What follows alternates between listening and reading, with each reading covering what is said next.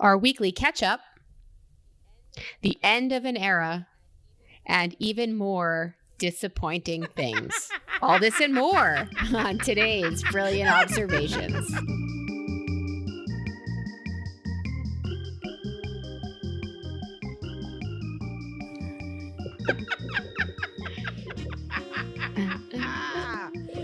Oh, you're so good. Even your intros are funny.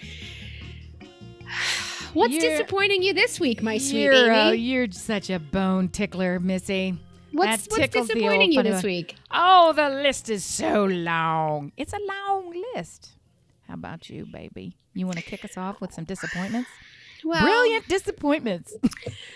Well, I thought about doing another segment on people we hate, but it's really not good when sometimes you find you're trapped in the house with them. Oh, shit. Oh, snap. So, is there trouble in Brilliant Paradise? I don't want to say trouble, but I think some of us are getting to the end of our patience rope. Oh, and was there a lot of that rope to begin with? Yeah. Or was it more like a patience twine that was kind of thinly wrapped to begin with? It's not good. I mean, It's not good. I'm not talking to one human in the house. I've set a bedtime for two humans in the house. Do you have a bedtime for your children? It's really more of a guideline. You ever watch those Pirates of the Caribbean movies where they say it's really just a guideline and it means they don't follow it? Yeah, we do. No, we don't. I'm just lying about that. We always have had, and then as they have aged into this quasi-perception of young adulthood, they've said, well, this, buck. It's just been too challenging to manage. And before I would go down that long, ugly road, I will say that I find it inconceivable. I do not think that word means what you think it means. I find it inconceivable that we're living inverted households right now. Whereas I feel like you guys probably have a pretty like doop Candyland, hold hands, we're walking down the street together. That's how your normal life is. And now it's like to hear you tell it, right? Because in our house, they scatter like rats when they come in the house, and it's, where is this person? And it's yeah, that hasn't changed. But what has changed is they're back to when we first moved into this house, which is we had a house, we went briefly into an apartment, and then came into this house. And when we were in the apartment, everybody was sort of like on top of one another continuously. Right. Then we moved into this biggie house where there's plenty of room to go, and we would always all be in the same room, like 3 inches from each other. Hello. You're used to it. Hello. Yeah, and we're doing that again. Instead of being in all 4 corners, they're gravitating toward each other, and then the groups of them will gravitate toward other groups, and we'll make one group of the 5 of us in the house, and the dog will be with us. Yeah, and it's I'm getting to know things that we're problem solving. When shit hits the fan, instead of splattering all over us and choking us to death, instead it like hits the fan, and then magically the window opens, and then the fan blows the shit outside. Like it's okay. We're doing better. Maybe part of it is, I don't know. I could rationalize a lot of ideas, but tell me why you're on the full hate mode. Do you think it's like when you go to play Survivor, you're starving because you're used to eating, and then you have no food, and then your body just acclimates to starving? Could be. Or one cup of rice, because I feel like, I don't know, I feel like something's got to give. We had a lot of things in our lives that we were sad to let go, but we had a lot of external, out of the house time and mental overload commitments that when they were forced to go away, there was that sadness. But then when you've come to accept it, okay, now how am I going to fill that time? I'm going to fill it with a great relationship that I have with you, as opposed to, do you know what I mean? It's not like we were always kind of hanging around together. So this is a new thing. And it's a welcome thing. Now, there's still total ass wipe dick holes. I'm not trying to paint some kind of overly rosy picture, but I'll give you a specific example later on if this comes back. But I want to hear what's going on. I'm just saying it startled me. Anyway, so what has changed in your world that's made you in the upside down house? So My husband likes to accomplish things and can't really sit still. And not only does his I can't sit still affect his life, but he sets small fires underneath the rest of us. He told the children that they had to clean their rooms over this break. Yeah. I mean, empty out your entire closet, take out everything that doesn't fit you, and we're donating. It's time. Like, this is it. You have the time. Let's do it. Yeah. Yeah. So one of them lost her mind, and to calm her down, we rearranged her furniture. Sure. We talked about painting her room. We wanted to reset the furniture. After an entire day of drawing it out, moving it, doing all this stuff, she loses her shit on me for, I can't even tell you why right now. And I realize the privilege, I don't even want to use that word because it's such a buzzword now. They are so ungrateful for everything they have. And I think I hit a wall of not hearing thank yous and not getting respect that, I used to say about my parents, respect is earned. You haven't earned. Like, you know what? I'm kind of done with the language on one of them, the wild disrespect and you owe me everything on the other one. I'm done with it. So I don't want, and this is coming from me, I don't want forced family fun. I don't want to see your faces. Like, I don't know. I want time. I hate to quote one of our friends. He's like, I don't like my kids. I don't want time with them. Said in a smoky whisper. But I hate my kids. Right, on the side. But here's the thing for me. That was not me. Yeah, They're my job. So I feel like it's my failure that I've created these children who are ungrateful and shitty. And I mean, you came to their B'nai Mitzvah when they mocked me and said, yes, all my mother cares about is that we're kind. Well, guess what? The only thing you didn't give me, and fuck you, out in the world, they're fucking delightful. But really? Could you use a little bit of that kind since we're not allowed out in the world anymore on me? You're so wonderfully blind to the reality of your whole situation. It's really quite charming. Yeah, I did go to their B'nai Mitzvah, which for non-Jews and Jews alike, especially those who don't ever go to these things, that just means that it's a bar and a bat, meaning a boy and a girl mitzvahing at the same time and together. So now there's a new word to learn, B'nai. So it's all of them in one. It was fan-fucking-tastic. You've been to weddings that would, wish that they could be this B'nai mitzvah. Even the 13-year-old weddings. Okay, so I remember when they said, our whole life, the only thing that my mom has ever asked of us is that we be kind. And I remember them saying it, and it brought a tear to my fucking eye. In the synagogue, the temple, it brought a tear to my face. It was so heartfelt, and I thought my kids that would not even have that answer. I would love for them to think that I want them to be kind, which I do, but it's not been a drumbeat for their entire life. So number one, that's a win. Number two, is it? Yes. So shut up. And number two, everything that you are experiencing and feeling, you're totally right. They're so wrong. I can't even believe that they get to still sleep in that house. I love you so fucking much. Wrong, and you're super right. And these fucking kids. And then the third part is, it's very overwhelming right now. And so the thing that was given as the task, if it were me as an adult in that situation, here's what I heard you say. Let me take the one thing that has stayed exactly the same, that is your sanctuary, that gives you comfort and a feeling of sanctity. It's all going to be okay. Dirt. This is exactly my domain, and nobody can. You're here. This is your safe space. But fuck you. We're going to dredge everything out of your closet and throw it away, and you got to touch all your stuff and then put it in the street for somebody else. And fuck you, and do it last week. You ungrateful bitch. That's kind of a big deal.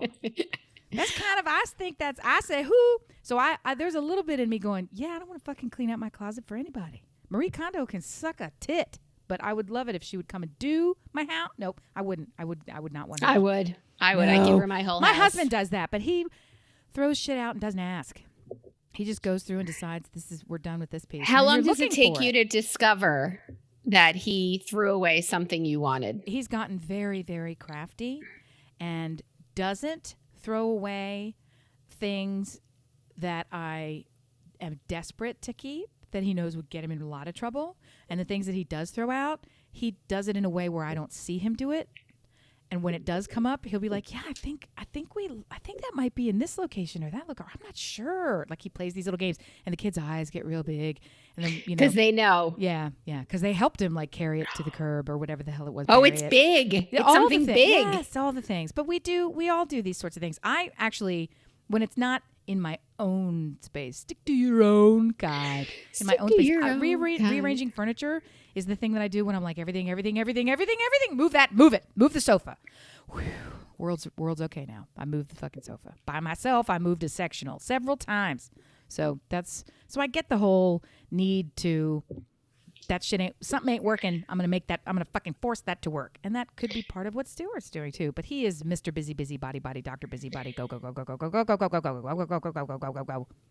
I guess I feel like everybody says they're good on the outside of the house, and now we're not allowed outside. So it's only venom. That's all there's been is just venom. And we have had some, I made them watch Air Force One and Face Off. Like we went through some family movies, and I put a puzzle out that I did all by myself. Oh, that's hard in less than 12 hours. I put together 1,000-piece puzzle of the 80s. I put it in Brilab's pod. And I just feel like I know I put rules on my kids in-house, and I have last 12 days, they've had really no curfew, no nothing. They could stay up as late as they want. They can kill their friends online. And now school starts tomorrow again. So I'm like, hey guys, tonight, like 9 o'clock, we're going to wind down and charge our devices. And I'm not fucking going to bed at 9 o'clock. I said, I just stroked out. I was Happy like, wait, Passover. what? Wait, what? No. You also neglected to remind me and our dear listener that this entire week of quasi-restricted freedom has been what was supposed to be spring break. So for our family, yeah. Yeah. So they're also mourning the idea of whatever routine they had stumbled into, that's now gone. And whatever was promised for spring break, that didn't happen. And fuck you, don't do what you tell me. Plus, I'm staying up late and my TikTok and this, and gaga. So there's a whole, and then so when all that happens, you guys are creatures of, you've said, you're creatures of, I need my sleeps. I need my broccoli. I need my things. It's going to help me function in society. And when you don't have those, maybe you do get a little bit crusty. It's cauliflower I eat, not broccoli, but okay. Sorry. Crustacean. Crustaceans. Good, great. It's not a crustacean. What's it called? It's a vegetable. Cruciferous. No, it's cruciferous is the word I was looking for. I guess that's one of the disappointments. I was just looking at what our topic was, like one of the many disappointments we've had. So they're disappointed, and because they're children and they don't know how to deal with it, there's a whole graduating class of 2020 that has disappointment after disappointment this year. I've got a senior in my house, and it's just a rolling wave of what's the worst part of it for today. And then you try to play the dance of it's not, all things considered. Actually, I was talking to a woman today, a friend from the neighborhood, a friend from school. We don't really, our kids aren't the same ages, so not seeing her at any of the sports events and not seeing her at the pool because it's not the summer. Haven't seen her in a while. So she called on the phone, check on us, everything. There was a tornado that came through, so she called and checked on us. It was very sweet. And we just got into the 5-minute discussion of, how are you guys holding up and this, and her husband works, pretty high up, not crazy, pretty high up in a large corporation. And they announced within the first week that their entire workforce, and it's a brand that you would know if I were to say it, everyone was told they were taking a 12% pay cut across the board. 100% of staff, 12% pay cut immediately. Retaining all jobs, but retaining all jobs. So so it was this idea of, we're not going to do any kind of layoffs, but here's how we're going to do it. So buckle in. And I was like, oh, and before I could even have an opinion on it, and she goes, and that's just so wonderful in a lot of ways. But, it really has changed the way that we think about what's for dinner. And I'm like, yeah, I kind of get that. I get that. And she's like me. Her industry is affected in a way where who knows if she'll have she certainly won't have the same kind of job to go back to. So she was just talking all about that kind of stuff. And it was so crazy to hear this authentic gratitude when she was quite clearly deeply affected, personally deeply affected.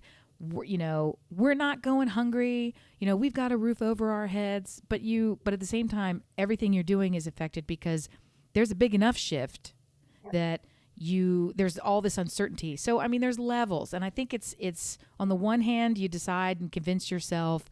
I decide and convince myself, look how fortunate. It's the fucking truth. That's right. Thank you. An angel gets her wings. I'm fucking fortunate beyond measure to only have the levels of X or Y or Z or A or B that I'm dealing with. And then on the other side, I'm like, do you know what? I'm still dealing with it. And yeah, I'm going to take it fucking sucks, because I can wave that flag too. I can have 2 flags. I can have a 2-flag system. And you should let them all fly. But as far as disappointments go, I mean, all right, so you had Easter this week. How did that go for your family? Easter was kind of tough. Easter in our house, it is the only holiday that we don't travel to see our family for. Oddly, we just don't. So is it always just the 5 of you? It's always just the 5 of us. So this was probably just as delightful. It was a little, but it was weirdly worse because every year, Easter, I sort of get myself riled up that I'm going to do fancy plates. We're all going to do a nice thing. You're going to eat the traditional dishes that I like, that I want you to like, that I want to be part of your memory. Eat what I eat. I spend all this time making this food that say who? Yeah, 8 different side dishes for 5 people, 2 of which, will never get touched by anybody. It's a big nut job. And this year I knew I didn't have it in me. And part of it is, even though I'd been planning for it, hard to get the ingredients. So it was all very lax. I cut it back to this, that, the other. And I did those things. And by the time it got around to getting it all on the table and it was all hot and ready, the big meal, that's when, surprise, there's a Zoom call. Let's all get everybody, because we want to see you. So now which was lovely and charming, but it's 15 fucking people. And I've been cooking for 6 hours. I'm not wearing a bra. I was actually leaving to go get a quick shower before dinner with my own people. And so I'm just like, hello, smell. Love these people. I want to be on this Zoom call. I want to know every facet of what they're doing. It was so glorious to get to see them. And at the same time, I don't want to fucking put my face on a Zoom. Even a phone call would have been tough because of the timing. But Zoom is so much harder when everyone is sort of, take a window into your world. Well, I don't want that window all the fucking time. Do you feel like we're the Jetsons now, where you get to put up a fake face and a piece of cardboard over it, like, yeah, everything's fine? It's not fine. I just yelled at my kid who's touching his dick in the middle of dinner to go wash his hands before he passes me a roll. Happy Easter. Yeah. Something's been resurrected. I mean, you got a lot of boys in that house. That's gross. You are gross. You got a lot of boys in that house. So resurrecting something.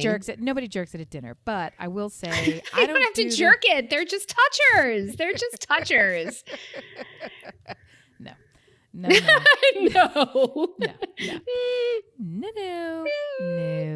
So it was tough. It was tough in that way because I already felt like, as a coping mechanism, as a strategy, I went into it with reduced standards, which is different than reduced expectations. It was like, I'm going to change the rules for myself, even though I don't agree. It's a 2/3 Easter dinner. Meanwhile, let's be honest, I saw pictures of the food that you served, and partially because it's still Passover and I can't have bread per se or anything that, as you phrased it, has risen. I wanted to knife you in the face with the amazingly fresh baked rolls that you made. And they were good. Dear listener, while chatting earlier today, Fugazi told me that she was remaking those rolls and spoke to her child saying, yes, the ones I just made are dripping in butter. Go get one of those or 9 of those. Yeah, I wanted to kill her. Well, it's, in fairness, for some reason, this recipe that I used for the first time ever, not even knowing how it was going to turn out, they were quadruple the size that I expected, and they made 24 of them, which normally 24 rolls for our crowd, that's pretty much, you're going to go through 3/4 of them. But meanwhile, we got a lot of rolls left. They're gigantic. They're soft. They're bigger than a softball each. They're huge. Wow, I love that. Keep talking about it, because that's not at all what I dream about. And I coated them in butter. And so then, as luck would have it, during this little COVID-scented, fantasy fest that we're having, our microwave panel accidentally got some lemonade left on it overnight because it was just a mistake. Lemonade was poured. It came off the counter. It went onto the panel. It sat there overnight. No one knew. No one cleaned it up. Now I'm in a 1950s nightmare. I have no fucking microwave. So how do you reheat these stupid rolls that have been Oven? I would never use a microwave. So they're in the oven. Well, you put it in the microwave for 11 seconds, and then it's fantastic. But this goes into the oven. So I don't use the microwave. So I had to add more butter. Oh, fuck you. To reheat them, they were coated in butter afresh. I put butter on matzah today. Actually, to be honest, it was, I can't believe it's not butter. No, it was country crotch. What was it? Why are you having either of those oil products? I will tell you why. Did you ever try to spread butter on a piece of matzah? In fact, I have, and I'm successful at it. I've got tips for you, but still. Well, yeah, if I had I'm instant gratification. If I knew I wanted butter in an hour on matzah, I would absolutely take it out, put it in a butter keeper, and let it sit there, and I would use it. But we always have butter in a butter keeper. If you have cold butter, you also should employ the use of either a delicate cheese knife or perhaps a vegetable peeler. And then take that and run it ever so gently across the top of the cold butter. And now you have a thin slice of butter, which fits on your matzah, which fits in your face. Did I blow your mind, or are you going to punch me? You kind of did a little bit there. You kind of did. I'm going to go with the butter keeper because tools is what I have to say about that. Having the right tools for the... You do have the right tools. They're upstairs pouting because they have no devices and they are fucking tools, huh? I know when I'm being a dick at a certain point where I'm like, okay, 9 p.m., go to bed. And I totally I'm not holding steady to that. I just want you to take your fucking eyes off a fucking screen. I have a sibling whose kids are on devices to 3, 4 in the morning, and then they go to bed. And this sibling is like, well, what do you want me to do? Oh, well, I want you not to give them to me. Nobody can ask you that question. Because I would cure them of that immediately. 3 or 4 in the morning. No. Yeah, and I know I'm a dick, but you can't go the complete other way. I mean, that's crazy. Well, we have tried to institute this thing where, the devices need to be put in a lockbox, if you remember that phrase from politicians of yore.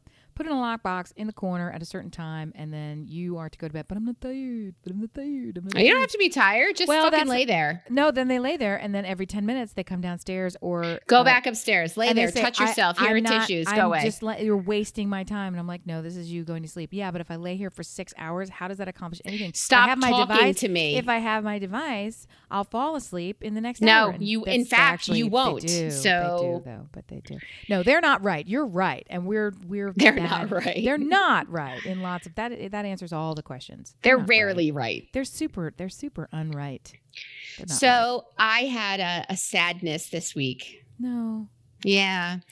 I watched the end of 2 shows that I really, really, really enjoyed. And one is one is Modern Family. Modern Family ended. It's Why over. Are they over? I've stopped watching them 100 years ago, but I'm sure that I would catch up so quickly and love them and then be sad all over again to learn that they're over. Why did you stop watching them? It's so well written. It's so funny. I guess you assumed it would always be there.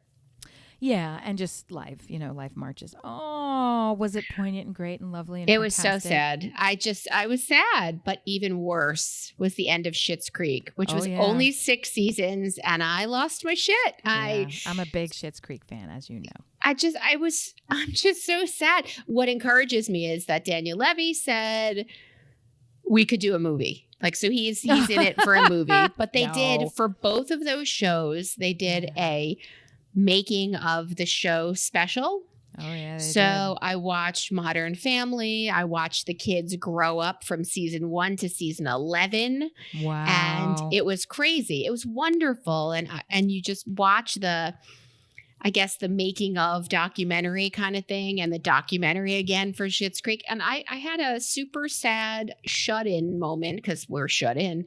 And it's like the end of an era. And would I have had that wild emotion if I wasn't trapped in my house with 2 disrespectful children and a husband who is doing work 24/7 from his laptop? So when I talk to him, he's like, do you need perfect attention? I'll stop my laptop. Just tell me when I need to pay complete attention to you. You don't even know how amazing that sentence is. And I said, now pay complete attention to me. Yeah. All the time. I will speak for both dear listeners. I will speak for them both. Okay, friend and other friend, I am here for you in solidarity. You don't know the rarity of that fucking sentence. So, well, he didn't mean it. It was sarcastic. He was being obnoxious about it. No. I've met him. He's not capable of sarcasm in the real sense. He's He's totally sarcastic. It's a Stewart sarcasm, though, which ends in about 30 seconds later with, and I'll do the thing you requested. So that's not sarcasm. that's just, if I'm going to eat the shit sandwich, I shall put hot peppers on it. That's it. That's all it is. That's it. So you watched those two shows? I watched enough of Modern Family to know that probably was super poignant and sad, especially because there was the arc of their lives that played out over the length of 11 seasons in Hollywood, some of which was mixed with some real personal plights of some of those actors and actresses. Yeah. I'm sure we're supposed to call everybody an actor now. But anyway, and in terms of Schitt's Creek, I actually started the idea of doing a podcast with doing a Schitt's Creek based podcast. That was going to be focusing on, it was called Cafe Tropical, and it was going to be going through menu items and cooking lessons inspired by famous scenes from Schitt's Creek, right? So loved it. Anyway, huge fan, huge devotee of the show. And I didn't have that reaction. I knew it was coming. I've known it was coming for a long time. I have almost all the back episodes memorized because I love it so much. I found this whole season delicious, but not as great. There's one season that really stands out, and this ain't it. So everything was kind of like, okay, I see them wrapping it up. I see them doing the great work. Everything was touched with a kind of sadness of we're never going to be together again. And the making of documentary, although I bawled my way through it, super bawled my way through it, it wasn't a sad. It was a pride. It was, I'm so moved with you and by you that the tears are just flowing. Because if you haven't heard of Schitt's Creek, it's Schitts. That's the name of the town they live in, Schitt's Creek. There's a whole big running joke about it. And an underlying current of this is that one of the characters, and goes on to be several of the characters, are of all sexual orientation, of 100% all sexual orientation, and nobody in the town cares, in the sense that it's like saying some of them are brunettes. Do you know what I mean? It's like, it's just not so irrelevant. It's not even ever acknowledged. It's not that it's. That's what was so brilliant about it. He created a post-gender / who loves whom issue society where it just was. Yeah, it was just characters. It wasn't something your family needed to deal with or the community needed to deal with. It was. And it was universally accepted. They made fun of him for his clothes and the way he spoke and his irritating attitude. They could care less who he wanted to make out with, right? So it was like, that was it's like making fun of somebody for their shoe size. That would be as weird as making fun of his gender. Or excuse me, not gender, of his sexuality. So the reality is, this documentary of the making of really chronicled how powerful that underlying aspect was, that in the beginning it just was, and then when people began championing it as a reason to laugh at this really hilariously great show. There were so many. So there's the whole clothing thing, there's the whole resurrecting of these characters, there's the whole way that it was. Dear listener, you've got to start it. You've got to check it out. It's on Netflix or Hulu. It's on one of them. It is on Netflix, yeah. You should absolutely start at the beginning. It's fucking brilliant. What I thought was weird was, what's his name? Wasn't really spoken about or to throughout the course of the making of Chris. The vet. No, he was delightful. The mayor. Oh, yeah. Well, I didn't think it was weird. He's always kind of had a bit part. Anyway, Chris. Oh, his name's not Chris, is it? Yeah. I'll think of it later. Sorry, dear listener. He was there giving out hugs. He was there giving out hugs at the end. I mean, now you know how old I am. I hope you're happy. Thank you for making me feel shitty. Dabba.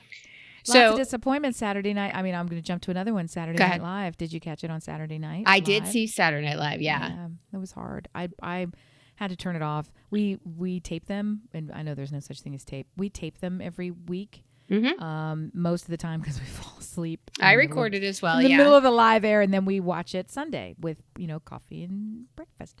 So and with the kids. And so we were watching it on Sunday, and it was really hard for me to get through. And I was talking with Rocco about it earlier today, because he was like, why? I thought it was great. I thought this skit was great. I thought that skit was great. And, the little one was having his opinions on it. And I said, I think it was just too soon.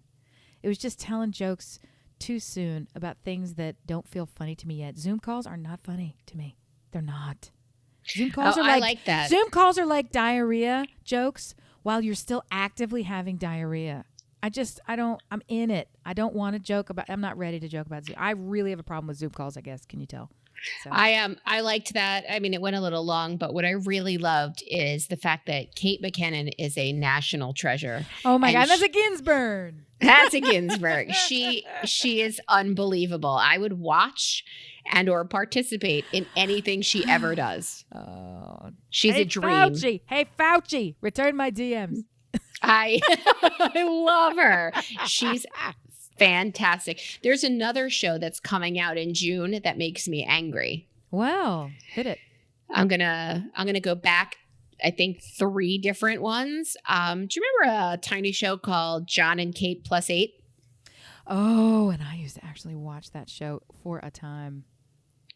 Right? And you liked it because how did they manage? I liked it in the beginning before who they actually were revealed themselves. In the beginning, I was sort of wrapped up in the chaos of the moment along with them. And then as they gradually revealed themselves for either who they always were or who they became. Oh, definitely. Who they always were. Well, or who they became. I mean, part of it is, anyway, yes, I know that show. It's so back. Then there was like a spin-off when they got older. And then there was a third one, I think. Well, there's another one coming out in June. What's it called? It's called Kate Plus Date. Ew. Her kids are like 15, 16 years old now. This is 16 years later. Remember when they were born and neighbors came and people donated diapers and juice boxes, which, by the way, they shouldn't have been drinking anyway. Someone donated them a minivan and she took it back to get a different color. If I didn't know at that point, deplorable. If I didn't know at that point who she was, lady, just here's a pro tip. Don't. Right. She is disgusting, but I feel like TLC sees her as a cash cow, a disgusting cash cow, but it's just money for them. TLC again with it's pimpling, popping, and scraping the bottom of the wine barrel. I mean, who are these people? And your feet, right?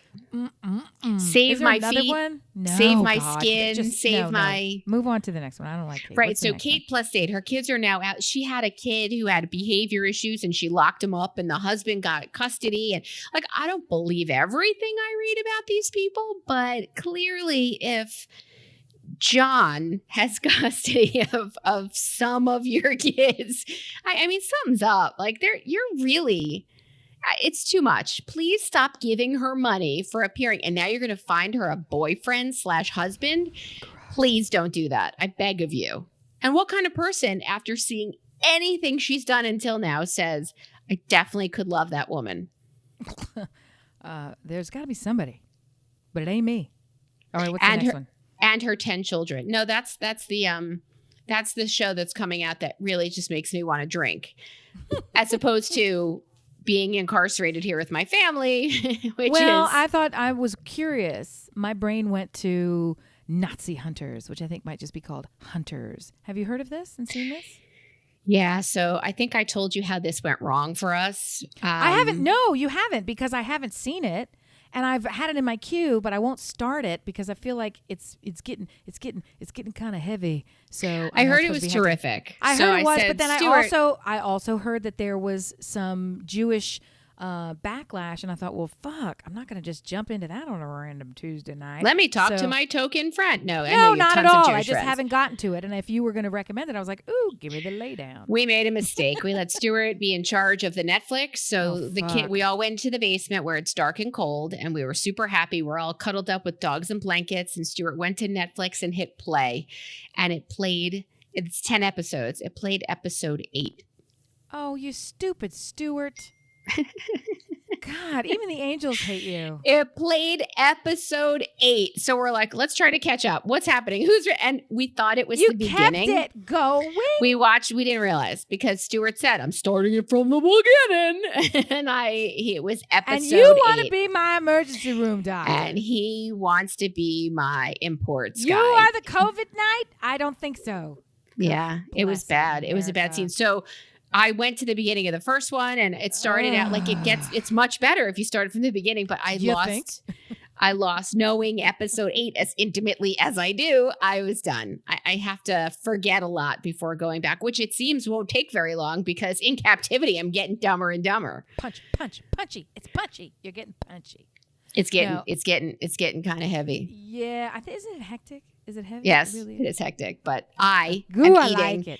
Everything in sight. So I'm getting kind of heavy. I'm getting crazy heavy. And I was not feeling well enough to go to my 5 times, I was going to call it daily, but that's a cheat, my 5 times weekly gym routine back in the day, known as January.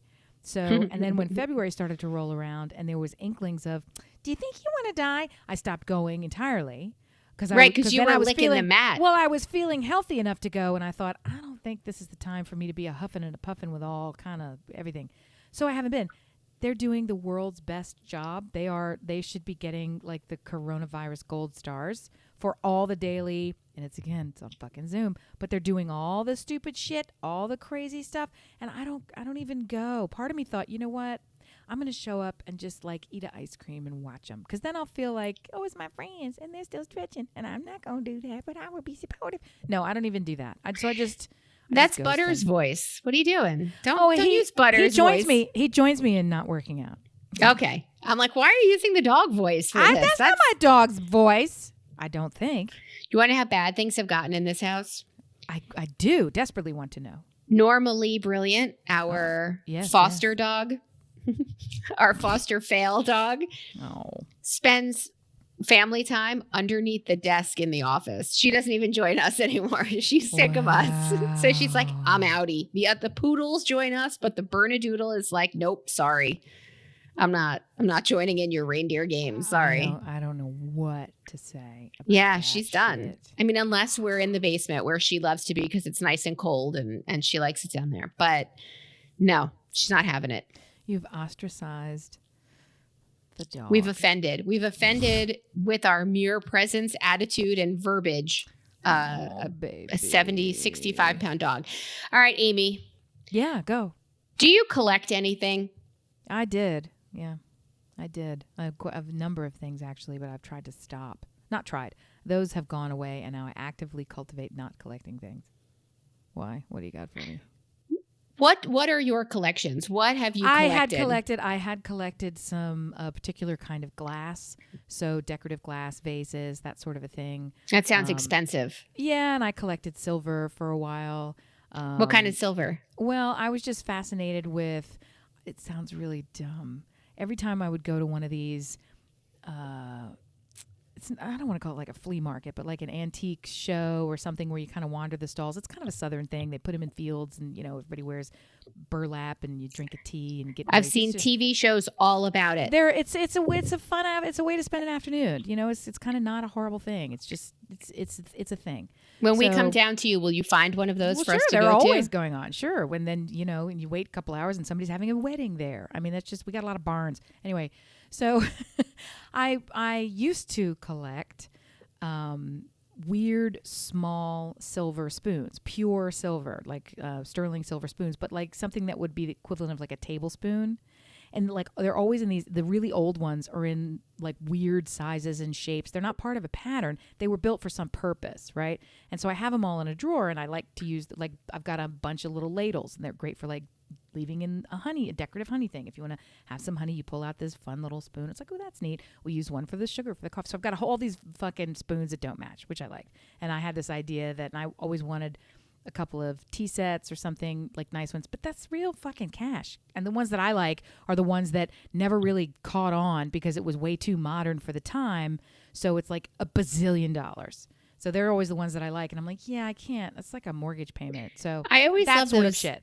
those teacup and saucer, like the Yep. different, not a one whole thing. Cause I think we've discussed, I got my Nana's China and Yes. it's an entire set for 18.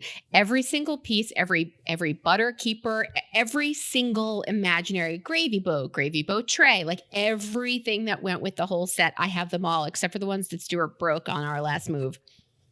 It's okay. He deserves that face. So I loved that hodgepodginess of not having a uniform. So when you said that, I thought that sounds great. Let's go to that field right now. My sister has the world's best WOM collection, as Tess used to say, of all that sort of stuff. She's got depression glass, which is like this pink glass. It's a particular kind and shade. And it's beautiful. She's got a like the nubby one. Oh, like all of it. Going to her house is like going to like fucking Downton Abbey. But anyway, so that's the same. That's sort of shit. But I've stopped collecting anything and everything because I don't. My husband, unfortunately, there's a Japanese word for it, which you would think I would have committed to memory because he's going to have me committed with the way that he does this. He collects books that he does not read. And that's actually, there's a Japanese thing for it, for having, it's just an ever-growing collection of books with zero intention of reading them. That's like a thing that you do. And that's what he does. Let's circle back. He collects books that he's never going to read. Fine. Are they like leather bound? Like, are they... No, some of visually them are. Some of them. books? It's every make and model that you can imagine, and I'm sitting in the room. So there's a whole collection of political books. There's a whole collection of comedy books. There's a whole collection of musical books. There's a whole collection of they're history current. books. They're not current. So it's not like he's looking up the books themselves. In 90% of the cases, are not items of value. They're items of not intrinsic value, of personal value. It's like, that's a fantastic, or we'll get a book from somebody that we like and then get it signed, that kind of a shit. And then in the music room, we have all the music books, and those are like coffee table, big, thick spine, cloth bound, like the liner notes style. Somebody put this together in 3 volumes, and now he's doing it with the kids. So we've got like the complete collection of Calvin and Hobbes that is like leather bound and big, giant, like big as a king size pillow that when you open the thing. Kids read that a lot? Yeah, he reads it to go to bed too. And there's 3 or 4 different, get the one on all the Star Wars plates that they used to draw the original, whatever the thing is, storyboards for this or that, or on and on. Everybody's got he buys a lot So of it books. sounds like your spouse is a big collector. Of books. And T-shirts. We've got and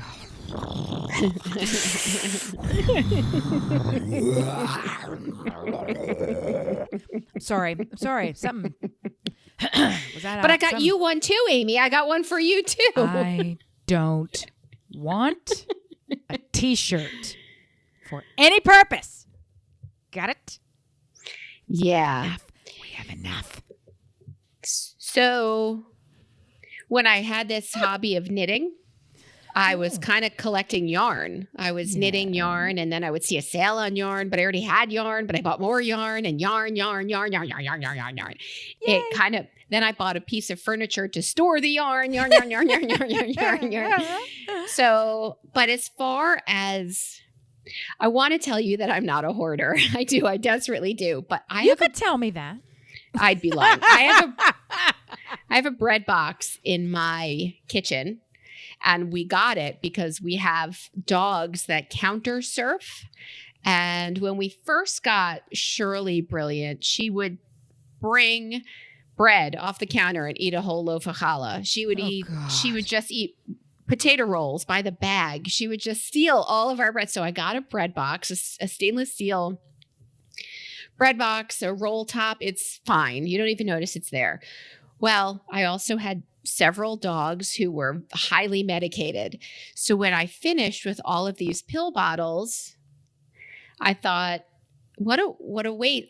I just put them in the bread box. So the bread box started to fill up to the point where to put something in it, I couldn't open it. I had to slide it an inch, shove it in, and slam it shut. Dear listener. From empty, useless, old prescription bottles that are defuncted. Old dog, both pain and steroid and psychotic meds for my broken. Is there like 2 pills in one and then 4 pills, or are these empty containers? Your Honor, they're empty. I knew it. Your Honor, I used to do that with gum containers. Why are we so You did do it with gum containers. I did it on remember purpose, this. but I had a method. I was doing it because every time I would go to, I have one kind of gum that I like, and I never can remember if it's this kind, because it was Which blue? Which blue it was? And then they came out with a different flavor in a different shade of blue, and I would continually buy the wrong one. So I thought, I'm going to keep the one that I like, and then I would still buy the wrong one, and then I thought, I'm going to keep the one I don't like and remember to buy the opposite. And then I would end up, and I couldn't remember which way it was, but I for somehow never would throw these fuckers away. So where are they now? They're actually the foundation of my house. I shit you not. I went into my automobile. I went into my automobile today looking for something and I haven't even seen my car in how long. I went into the garage and opened the door, and lo and behold, 3 gum containers in the gunnel of my car. And I was like, wow, pay dirt. And I brought them in. So excited. That's fantastic, because you haven't been in your car in a month and a half. I know. And normally I would go through one of those like every fucking week. That's how quick that shit would go. So we do have a listener who... Wait. Why don't you throw that fucking shit away? Use some kooky bananas. What are you keeping it for? You got another dog coming? No, I have 3. I have 3 dogs. That didn't stop you before, crackhead. No, I've always stopped at 3. Okay, why are you keeping the empty bottle? Well, because I have a mental disorder. If you listen, I'm fessing up. All right. No, I thought there might be more. We have a listener who posted something like, "Hey, if you have these little containers, I use them to mix paint." She's super fucking creative. Oh, are you kidding? That's so wonderful. So I said, I have 45 pill bottles. Shit balls. And then I take these Goli gummies and like 5 gummy bottles, all these plastic bottles. Do you want that? And she said, yes, I do. And here's my card to my therapist. Yeah. I think you want that. Let me tell you, here's how well I know you, Blonde Vixen. I have the recipe foolproof to make homemade apple cider vinegar gummies. I have the recipe, and I knew that I should never tell you, because who the fuck's going to make it when you can just buy the Goli gummies? Yes. Why would I want to make it when I can buy the Goli gummies? And then I can send Kelly all of my plastic crap. Right. But she wants it. So you're a good one. She's creative and fantastic, and I have a mental disorder. So I'm not going to say that that's something I collected. However, a collection did form. It's not, it's because I've got a problem, and I admit it. So I emptied out that bread box, and I put them in a bag that says Brilliant Observations, and I'm going to mail that to her this week. And I was reading an article that said this couple is divorcing, and right there in court, they had to separate their Beanie Baby collection. No, this wasn't from 2020, was it? Stop it.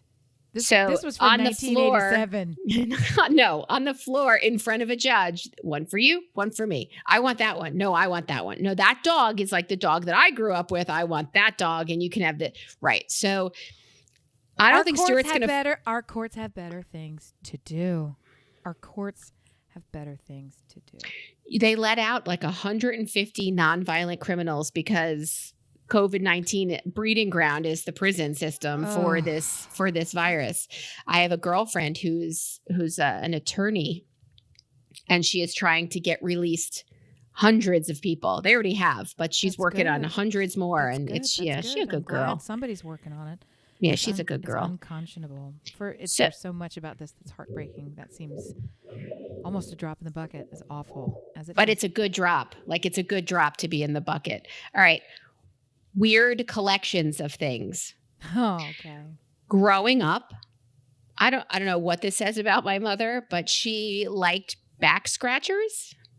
Wow. You know those wooden sticks that look like they have a hand at one end? This one's Oriental. Yeah, that's not a good, wow. I went to like Virginia, Colonial Williamsburg. I went everywhere I went. I looked for a back scratcher. I still do when I go places, but I don't ever buy them. To give it? Oh. I don't buy anything anymore.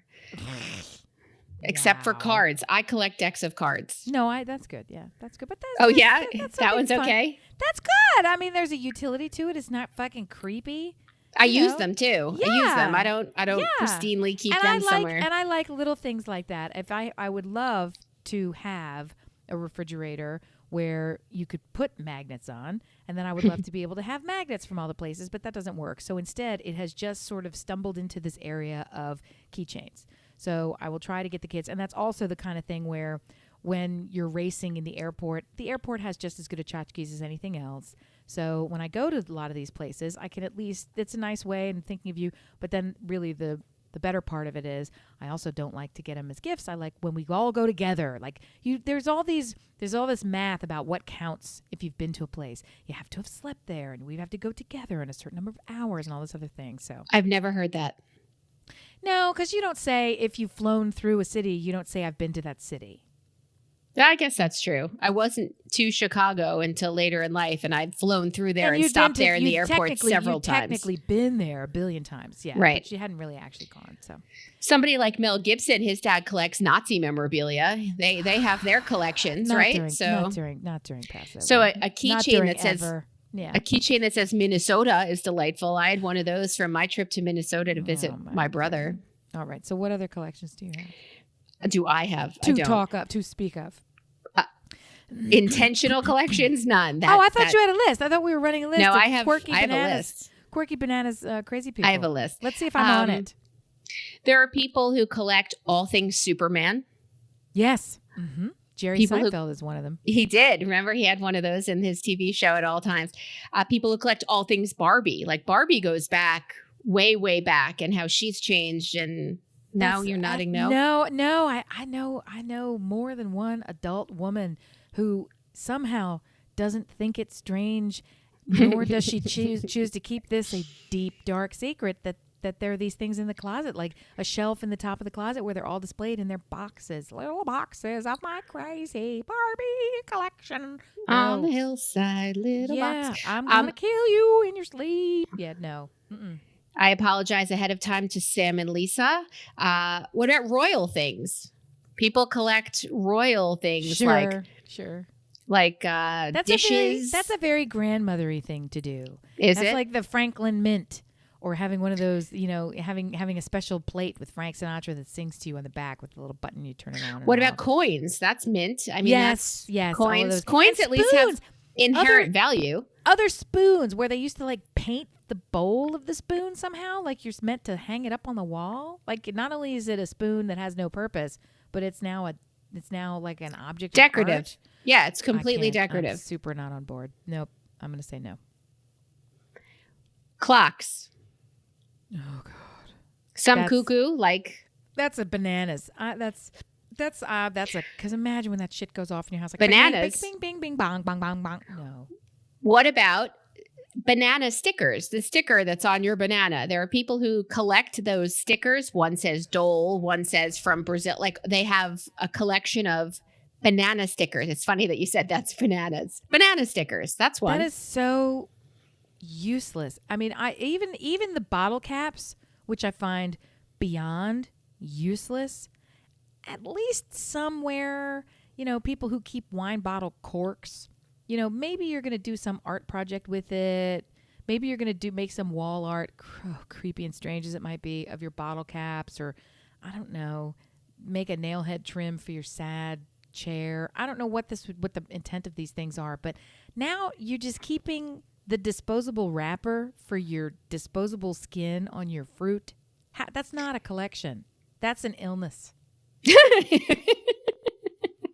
Hey, I really think we have a TLC show here. My creepy collection. No joke. And then you go to these people's homes and they tell you the stories of how they collected these things. On Crackpot Roadshow, we're going to see how crazy this collector really is. Hey, I'm trademarking this, fuckers. Don't you dare steal my show idea. Creepy collections. By Missy and Fugazi. Creepy collections. With your resident experts. Yeah. Okay. There are people who have kicks. They have shoes. They have like tons of sneakers or shoes. Nuts. And there's a lot of them at school. And my son is a wannabe where you pay too much money for these used shoes, which I don't get. They're like some weird limited release because it's got a thread in it that happens to be a different color. And so that makes it really valuable for like 10 minutes. It's the Beanie Babies of our generation. Unfortunately, these Beanie Babies are thousands of dollars. It's a sad lotto ticket. No. Lotto tickets. People collect scratch-offs. They're losers. They're all losing tickets and they do not throw them away. Why? I'm going to say mental illness. So if we do this show, we need to have a therapist with us. You know how in Hoarders, they have somebody come in and has to talk them through what they need to throw out? Is this a hoard? Am I just hoarding again? Is this just a hoarder show? Because I really like the idea of collections. Because it's tactical hoarding. So you're selectively hoarding things. And it's also dangerously close to my life and setup.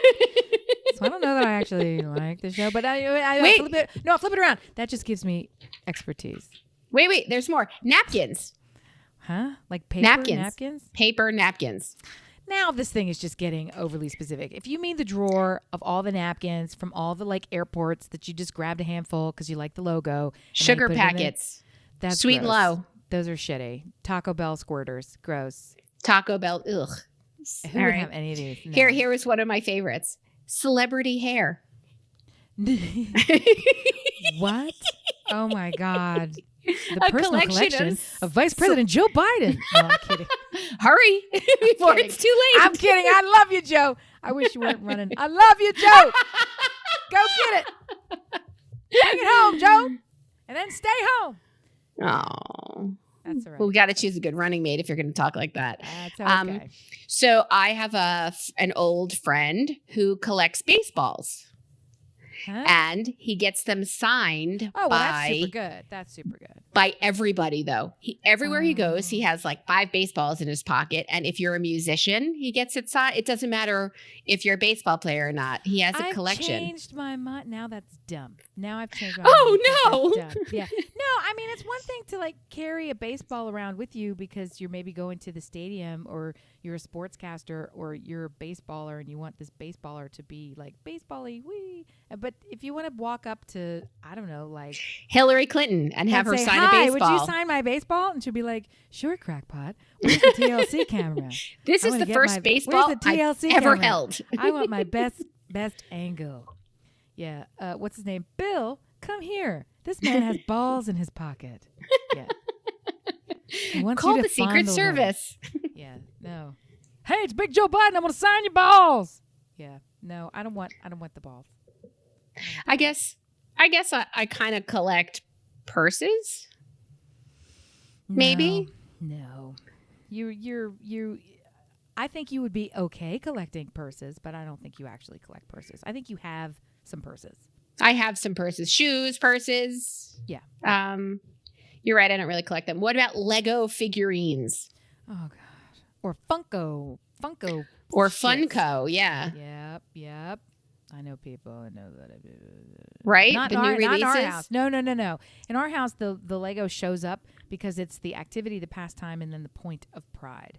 So the problem is once the thing is built and it's also $1 million and to scale. So where am I going to fucking put this stupid thing? That's the hard part. Because I don't build them. Where is the Millennium Falcon right now? Upstairs in the playroom. Okay. We have. Did I just know? We have the Millennium Falcon. We have the Death Star. We have a life-size Yoda. We have, you name it, we have it. We have the Batmobile. We have the Batmobile in multiple scales. We have every Guggenheim collection in actually duplicates of ones that we've seen in person. Do you know about the Guggenheim collection? I'm calling it the wrong. It's totally that's the wrong name of it. It's called the Architects series. Okay. And so then they have international landmarks. Designed properly to scale. These are real high-end, beautiful pieces. Really, Tower of London is not part of that series, but we have Tower of London. That's gigantic. So we had to buy a separate bookcase just to house that. No, you had to build a house for all of this. Well, it has the two. It has the. It's not Tower of London. It's London Bridge. So it's got the big blue things that span the wings. It's fucking gigantic. There are people who collect slinkies. They're not good people. I don't. Why? A friend of mine, coworker, my good friend Ellen, used to, and I dare say still does, collect her whole life snow globes. And it's super fun because they're the kind of shake 'em up ones that are the the kitschy, quirky. That's what a snow globe is. That's what it is. Pretty. No, but not the pretty ones. What you think like, oh, let's put that as a holiday. Something that like somebody got at a truck stop in 1942. Like cute, weird, bizarre, and the weirder they are, the better. She has all of those. Those are what she has. What about chapsticks? These are not collections. These are people, things people have collected. They don't go out of their way to say, this is my drawer full of Bonnie Bell. I bought 18 of these because they were on sale and my lips are made of, sandpaper. So do you remember the ones that used to have the metal ball that used to roll on? Not just a ball, but the metal one. Oh, and it was always icy cold, which was I loved nicer. And you would get them in that weird tube in plastic and you would get multiple flavors and the flavors always tasted terrible, but you convinced yourself they were great. I love those. That came around the same time as Jean Naté. Really? Yeah, it was yellow. You don't remember Jean Naté? I do, because it was holiday time and they had a commercial for it, and that's what you got women. I had a lot of cousins. I got a lot of shitty gifts. Got a lot of Jean Naté. Celebrity hair was the one that threw me the most, I think. That's not a collection. How do you even? Oh, do you mean from these creeps who go up and Loretta Lynn style, she cut my hair? They go up in the back and they actually rip the hair out of people's head or just sniff it like Joe Biden does. That's terrible. Shut up with the Joe Biden. Dear listeners, do you collect anything you want to tell us about? And if it's celebrity hair, could you unsubscribe? Because after sending us a picture of your collection, then unsubscribe. But I have to see it. I have to see it to believe it. What do you collect? We're pushing the boundaries of collect. What hats? What about hats? I do have a large assortment of wigs and costumes, but that's only by chance. So. I don't know what by chance means. I don't by chance have I need wigs a lot of because there's always an occasion where you have to have another wig, and then you keep them because once you've worn it, you don't throw it away. So then I have all of them, and then I have 3 children who are all the same gender. So I have we used to have a trunk, just a Rubbermaid container, a trunk filled with costumes, and as they would grow older, and then there became 2 trunks, and then there became an entire dedicated costume closet because we just have so many. And then I would put my costumes in there too. So we've got a lot of nonsense. I used to collect CDs when Rainbow Records would even sell them back to you, used CDs for $5. Who was the one that Columbia House would mail that shit to you in college? Do you remember? I sure do. They had somebody else who was there. You get it for 2 cents. You would get a couple for 2 cents in the beginning, and then they get you, and then they would charge like $30 a CD. Back when you could get them for like $9.99. Yeah, not sure how that was successful. Sam Goody also was another one who would shank you for the CD prices. But music, I got collecting that. People collect vinyl. That's wicked expensive. And, we do. And we actually collect vinyl. We've got a special bookshelf for the vinyl in the music room. I wouldn't say collect it, but we do. We buy vinyl albums from time to time and add to what we have here. Yeah. When I think of collection, I think of somebody who dedicates. It's a hobby of seeking and consuming that item. Versus, I have a lot of a thing, and if I had the chance to get some more, yeah, I'd probably pick it up. That to me, even though that's technically that's a collection. Okay. That's a collector. Then I collect vinyl. Okay. What else? Come on, I know you're hiding something on me. Let your freak flag fly, girl. Oh, God almighty. Well, I mean, I have, teapots. Do you collect teapots? No teapots. Nazi memorabilia? Definitely no. That's a noise. Okay. That's a hard noise. We did have actually 1 or 2 items that were of that time period, and it's not memorabilia because I have my uncle was one of the liberators, and so he ended up having he was one of the troops that liberated a particular camp, and he's gotten written up and documented in museums and all the rest of this stuff, and so he did have some items that were of that period. But I don't want that fucking shit around me. I don't care whose side you were on. Gross. I just don't fucking. You know the story. He liberated the camp. And at the camp that he actually liberated ended up having his own uncle in it, if you didn't know that. So that's the whole, it's kind of. I've heard that story before. It's crazy. So it is crazy. So that shit was floating around somewhere, and I not for me to have, but to have seen it. Hats. All right. We want to hear about your totally normal, not judging you at all, collections. Everything you do is right, dear listener. You tell us what you collect, and we will absolutely get your back. I just want less stuff. Do you really think a lot of these things? I mean, the gum wrapper, the gum containers, and the receipts from 1992 that I still have because I know I need them because I haven't done my paperwork properly. That's not really a collection. That's just sort of a chronicle of sadness. And I don't think they fit in the same category. Those are my dog drug bottles, right? Yes. Chronicle of sadness. Yes. It's a weird, but that's what's so fascinating. I don't even understand what weird hanging on to, what's the I don't know. utility? At least once a day, I'll turn to Stuart and say, no, put that down. I'm saving it. What the fuck is wrong with me? For what? Saving it for what? I don't know. It's a record of what they had and what they took, so you would know it. You couldn't look it up on the document at the vet that you basically put through. And or those 2 dogs are deceased now, so they're gone, and I'm purging. I did find a couple of pills left over for pain. So. Yeah, I do hoard leftover medication. I know I shouldn't, but and then no, you should. Some of it I've got that's so old it's frustrating. I've actually had to write on the bottle in Sharpie because the bottle had gotten so old you couldn't even see what it was anymore. And so in his hand scroll, it's like, this is Vicodin. So Oxy, 1984. Oxy, 84. Yes, it's somehow gotten grease on it so that the whole thing is wiped clean, but then in little scrawly old lady type, it's like, this is my secret drug. It's up in the top, along with the medicinal weed that somebody gave me thousands of years ago. I found that in a drawer the other day. Things Melissa would never say. Is that the game we're playing right now? I have medicinal weed left over from 1984. It's a whole bit, but they're pills. Who wants to take a weed pill? I don't know. You put your hand down. You don't know what's in there. You don't know how it could turn out like a hash brownie that is more hash than brownie. It could turn out into, I can't move my leg. It could be a real problem. You don't know what that quantity is. Yeah, but for a period of time, send your kids to school. I guess. Don't you? I don't know. Somewhere in the Your back husband's of my head, home. Come on. Somewhere in the back of my head, somewhere's rattling, you can't OD on weed. I'm just, so maybe that's true. I don't know.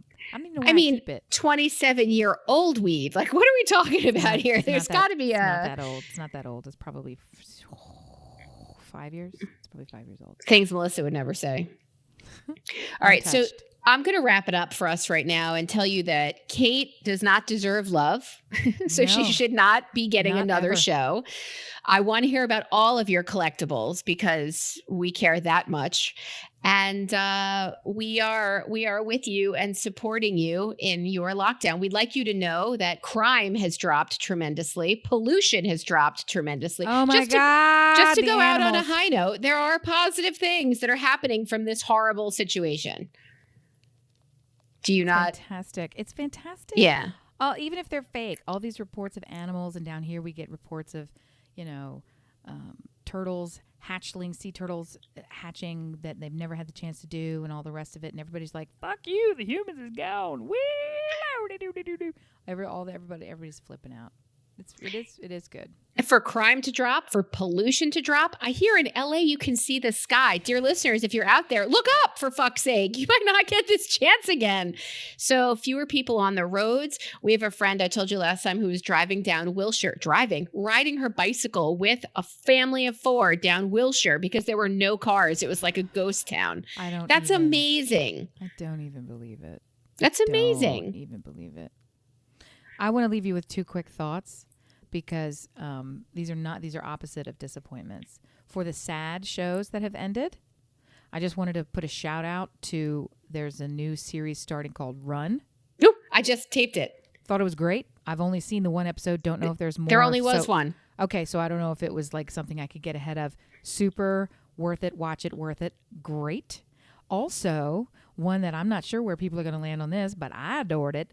Mr. Right, which is a super stupid rom-com with Sam Rockwell in it. Cute. And Anna Kendrick.